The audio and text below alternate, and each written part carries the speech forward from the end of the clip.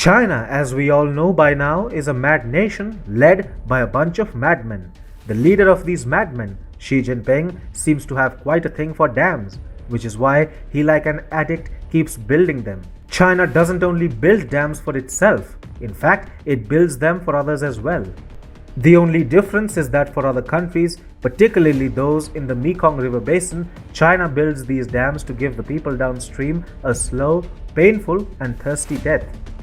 According to the World Commission on Dams, in 2000, there were 22,104 dams over the height of 49 feet operating in China. Of the world's total large dams, China accounts for the most, 20% of them, 45% of which are used for irrigation. In 2005, there were over 80,000 reservoirs in the country and over 4,800 dams completed or under construction that stand at or exceed 98 feet in height. As of 2007, China is also the world's leader in the construction of large dams. For any normal country, these numbers are unnatural and possibly even scary. But China is anything but normal. Hi and welcome. This is TFI Global, the foreign affairs and geopolitical analysis arm of the TFI Media Group. I am your host Sanbir Ranhotra, and in this video, I will tell you how China's dams have come back to bite the CCP's ass. Let's begin. China's Henan province is inundated. Cities are practically underwater. A city of 10 million people has faced the most frightening rain spell in history. Metros, roads, buildings, they are all flooded. The Chengchao city in the central province of Henan in China relocated more than 200,000 people after the torrential rains led to widespread flooding in the city. Chengchao city is known for being the world's biggest production base for Apple iPhones. Officially, the massive floods across one of China's most important provinces has claimed 25 lives, although the actual numbers are expected to be higher. As said already, around 200,000 people were evacuated as of Wednesday from the flood-inflicted areas. In a Weibo post, Chengchao city officials said the provincial capital had experienced a series of rare and heavy rainstorms causing water to accumulate in Chengchao metro. At least 12 people were killed in the metro, 5 more were injured, and more than 500 were rescued. Children have been stranded in kindergartens since the rains and flooding began, and Henan is practically submerged due to the unnatural rain spell.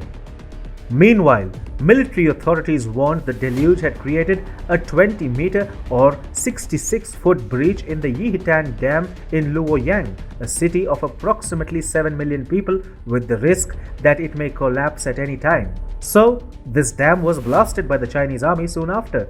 The Chinese Communist Party has wrecked the mainland by going on a mad dam building spree, the consequences of which are now beginning to bear fruit.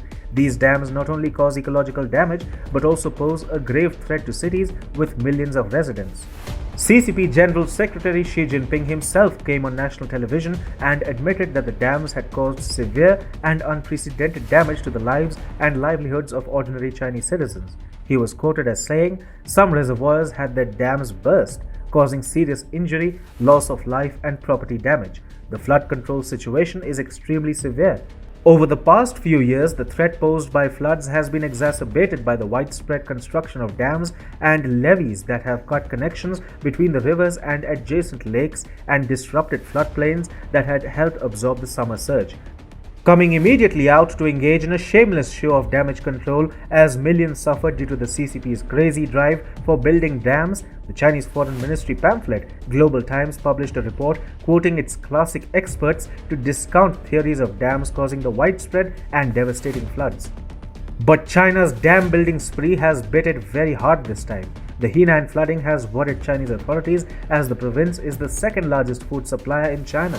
It accounts for about a quarter of the country's wheat harvest and is a major center for frozen food production. It is also a key hub for coal and metals. Therefore, the massive flooding and the resultant crop destruction also promises to push China into a severe food crisis, which will then force the paper dragon to import grains and essential items.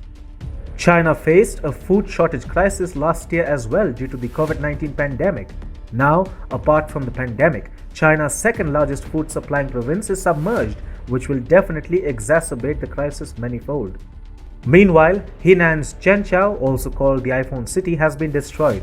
The city houses the largest iPhone making plant in the world. It is owned by Taiwan's Honhai Precision Industry Company. The massive flooding has hit the city just as the company was preparing to ramp up production ahead of Apple's launch event for the latest devices. While one must sympathize with the Chinese people who are going through a very tough time, we must remember that the flood crisis too has the CCP's hand all over it. Had the communists not gone on a mad dam construction drive, ordinary Chinese citizens would be saved from the devastation currently being caused to their homes and lives.